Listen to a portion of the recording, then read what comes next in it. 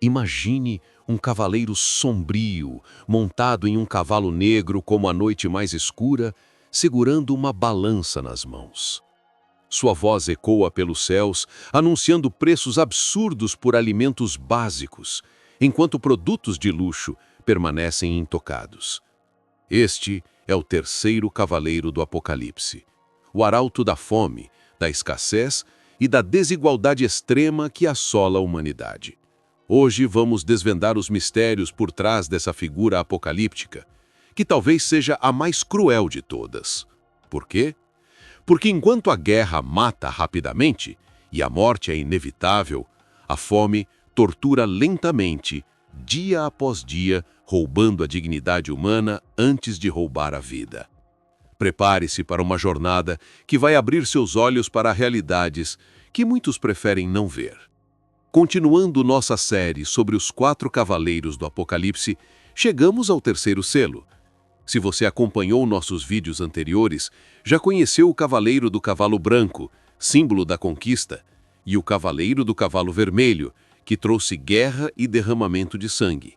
Agora, como consequência natural desses eventos, surge o terceiro cavaleiro, montado em seu cavalo negro. Vamos ao texto sagrado. Apocalipse, capítulo 6, versículos 5 e 6. Quando o cordeiro abriu o terceiro selo, ouvi o terceiro ser vivente dizer: Vem! Olhei, e diante de mim estava um cavalo preto. Seu cavaleiro tinha uma balança na mão. Então, ouvi o que parecia ser uma voz entre os 4 seres viventes dizendo: 1 quilo de trigo por 1 denário, e 3 quilos de cevada por 1 denário. E não danifique o azeite e o vinho. Essas palavras podem parecer simples à primeira vista, mas carregam um peso de significado que é absolutamente devastador. Cada elemento desta visão foi cuidadosamente escolhido para transmitir uma mensagem profunda sobre o sofrimento humano. Comecemos pela cor do cavalo: negro. O preto sempre foi associado à morte, à tristeza, ao luto e à escuridão. Mas no contexto agrícola do mundo antigo, o preto também representava a terra queimada, os campos arrasados pela seca ou pela guerra, a ausência de colheita. Era a cor da terra que não produz mais, que não sustenta mais a vida. O contraste com o cavalo branco da conquista e o cavalo vermelho da guerra é gritante. Se o branco representa o brilho da vitória e o vermelho o fogo do conflito, o preto representa o vazio que resta depois, a escuridão da privação. Agora, a balança nas mãos do cavaleiro. No mundo antigo, a balança era usada principalmente para pesar alimentos, especialmente grãos.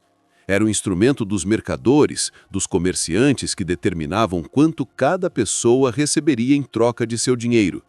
Mas aqui, a balança ganha um significado sinistro. Ela representa o racionamento extremo, a necessidade de pesar cuidadosamente cada porção de comida porque não há o suficiente para todos. Representa também a desigualdade, pois quem controla a balança controla quem come e quem passa fome. Alguns estudiosos apontam que a balança também simboliza a justiça divina, o julgamento que pesa as ações da humanidade. Neste contexto, a fome seria uma consequência natural das escolhas humanas, da ganância, da guerra, da destruição dos recursos naturais. A balança então não apenas distribui a escassez, mas também pesa a culpa. E então vem a proclamação mais chocante de todas: 1 quilo de trigo por 1 denário e 3 quilos de cevada por 1 denário. Para entendermos o horror dessas palavras, precisamos contextualizar. 1 denário era o salário de um dia inteiro de trabalho para um trabalhador comum na época romana. Um dia inteiro de trabalho árduo, do nascer ao sol pôr. E o que esse denário comprava? Apenas 1 quilo de trigo, o suficiente para alimentar uma pessoa por um dia, ou 3 quilos de cevada, um grão inferior, geralmente usado para alimentar animais. Pense no que isso significa. Um homem trabalha o dia inteiro e consegue apenas o suficiente para alimentar a si mesmo, nada mais. Se ele tiver uma família, esposa e filhos, terá que escolher quem come hoje. Ou todos comem apenas o suficiente para não morrer, prolongando a agonia. E a cevada, mencionada como alternativa, era considerada comida de pobre, de escravos, algo degradante para o consumo humano. A profecia descreve uma situação onde as pessoas são forçadas a abrir mão de sua dignidade apenas para sobreviver mais um dia. Historiadores calculam que esses preços representam uma inflação de aproximadamente 10 a 12 vezes o valor normal dos grãos. É uma hiperinflação catastrófica, o tipo de colapso econômico que destrói sociedades inteiras. E não estamos falando de produtos de luxo, mas de alimentos básicos, essenciais para a sobrevivência. Mas a profecia não termina aí. Há uma frase final que muitos consideram ainda mais perturbadora: e não danifique o azeite e o vinho. O que isso significa? Por que, em meio a uma fome devastadora, alguns produtos são poupados? A resposta revela uma verdade cruel sobre a natureza humana e as estruturas sociais. O azeite e o vinho eram, no mundo antigo, produtos de luxo, consumidos principalmente pelas classes mais abastadas. Enquanto o trigo e a cevada eram essenciais para a sobrevivência de todos, o azeite e o vinho representavam conforto, prazer, status. A ordem para não danificar esses produtos revela uma realidade terrível. Mesmo em meio à fome mais devastadora, as desigualdades sociais persistem. Os ricos continuam tendo acesso aos seus luxos, enquanto os pobres lutam desesperadamente por um pedaço de pão. Isso cria uma imagem de sociedade profundamente injusta, onde a fome não atinge todos igualmente. Não é uma escassez universal, mas uma escassez seletiva. Há comida suficiente, mas ela é distribuída de maneira tão desigual que muitos morrem de fome enquanto outros desperdiçam. Esta é talvez a crítica social mais afiada do Apocalipse, a condenação de um sistema onde a abundância e a miséria coexistem, separadas apenas por muros de privilégio e poder. Ao longo da história, diferentes correntes teológicas interpretaram o terceiro cavaleiro de formas variadas. A interpretação preterista, que busca aplicar as profecias a eventos já ocorridos, aponta para as várias fomes que assolaram o Império Romano no primeiro século. Há registros de fomes severas durante os reinados de Cláudio e Domiciano, onde os preços dos grãos dispararam e multidões morreram de inanição nas ruas de Roma. Essas crises foram muitas vezes resultado de guerras, má administração e desastres naturais, exatamente a sequência que vemos nos Cavaleiros do Apocalipse. A interpretação historicista vê o cavalo negro como representação das várias crises econômicas e períodos de fome que marcaram a história da cristandade. As fomes medievais, a peste negra que dizimou um terço da Europa, as grandes fomes da Irlanda e da Ucrânia. Cada época teve seu encontro com o Cavaleiro Negro. Cada geração conheceu o som sinistro da balança, pesando rações cada vez menores. A interpretação futurista, popular entre muitos cristãos evangélicos, entende que o pior ainda está por vir. Durante a grande tribulação, dizem esses estudiosos, haverá uma crise alimentar global sem precedentes. Com a população mundial ultrapassando 8 bilhões de pessoas, as mudanças climáticas afetando a agricultura e conflitos internacionais interrompendo cadeias de suprimentos, não é difícil imaginar um cenário onde o terceiro cavaleiro galopa sobre a Terra.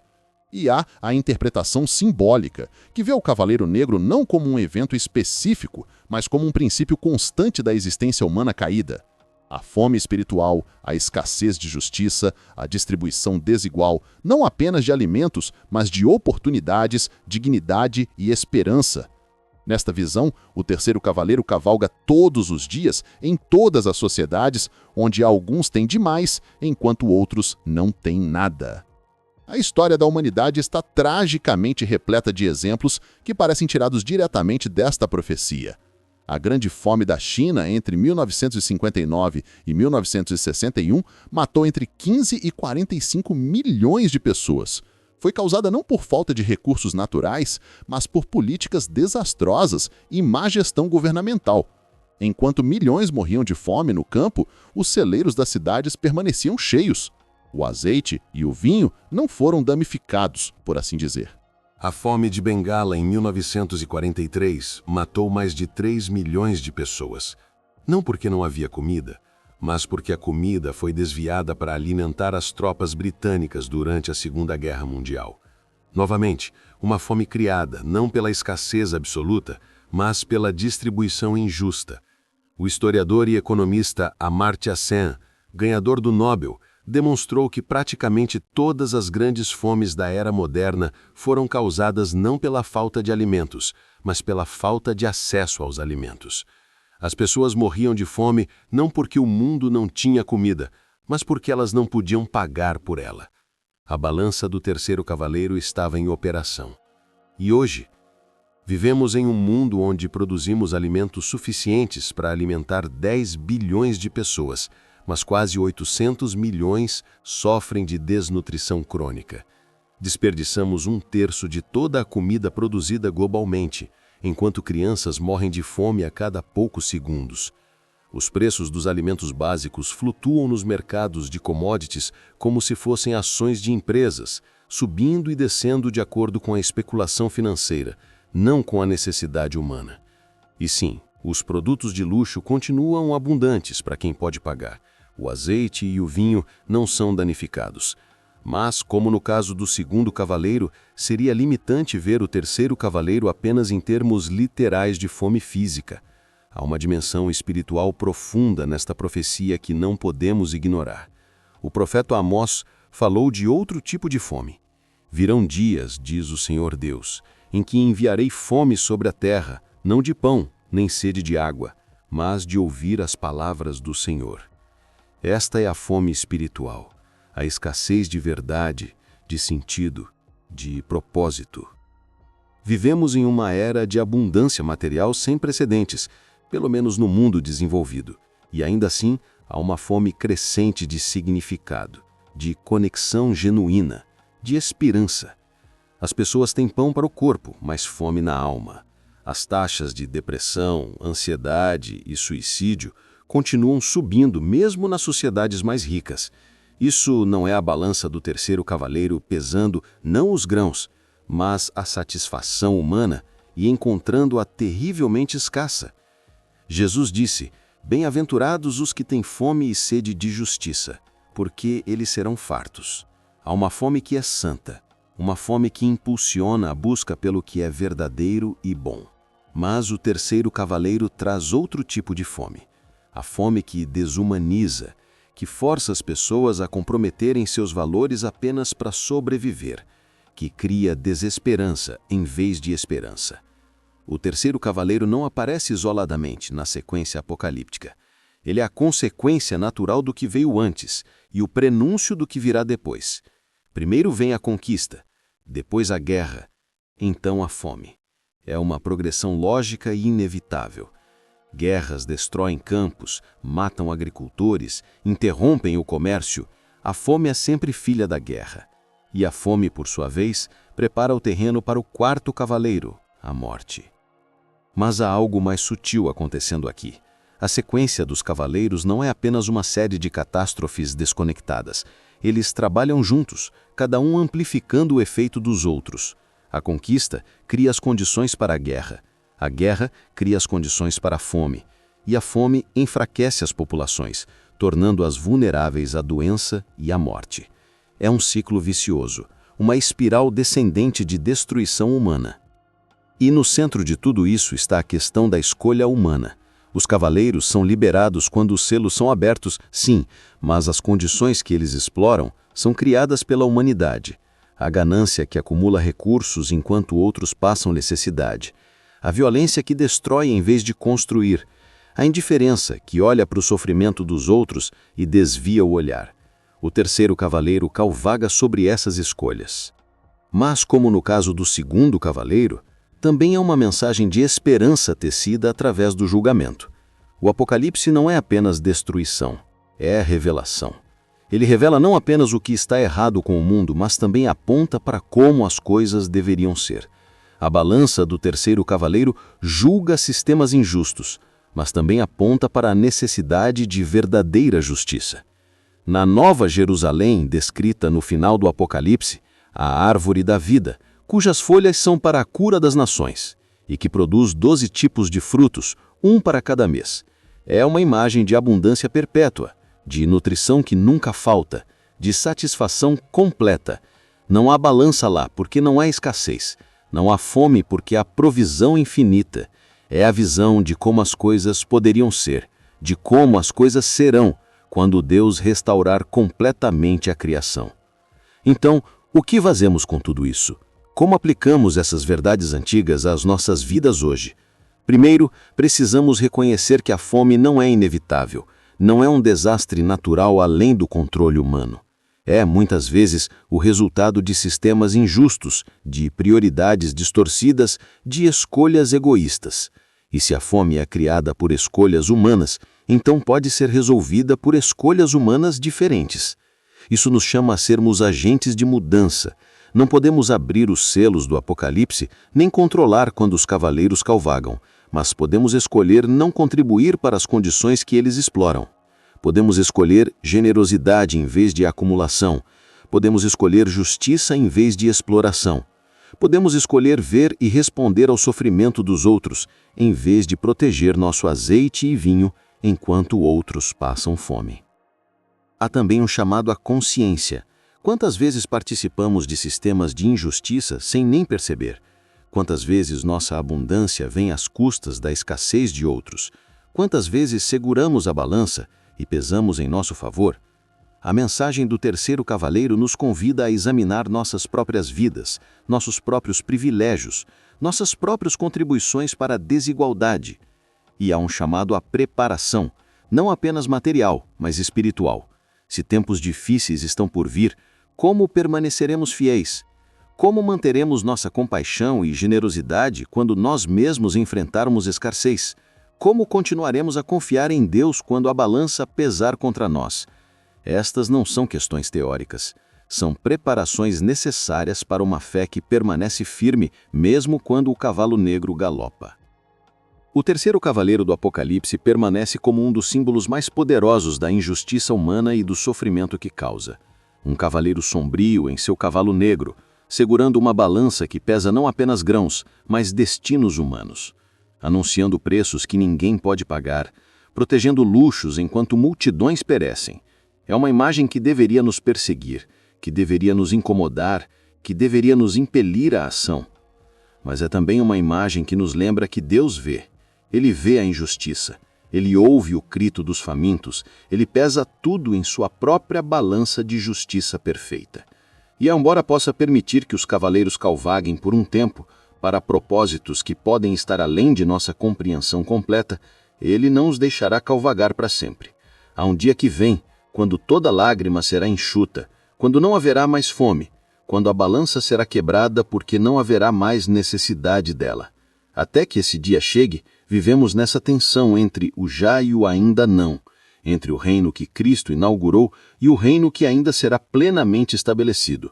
E nessa tensão, somos chamados a viver diferente, a criar bolsas de justiça em meio à injustiça, a alimentar os famintos mesmo quando o cavalo negro está cavalgando, a compartilhar nosso azeite e vinho em vez de protegê-los.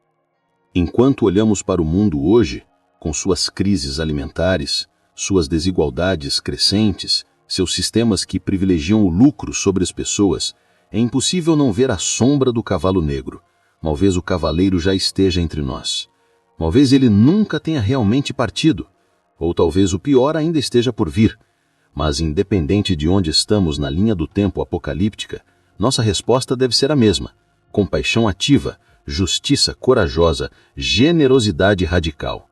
Porque no final, quando os cavaleiros tiverem terminado sua cavalgada, quando os celos tiverem sido todos abertos, quando o Cordeiro que os abriu tiver estabelecido seu reino eterno, a única coisa que importará é como respondemos. Fomos a balança que pesou justa ou injustamente? Compartilhamos nosso pão ou o guardamos?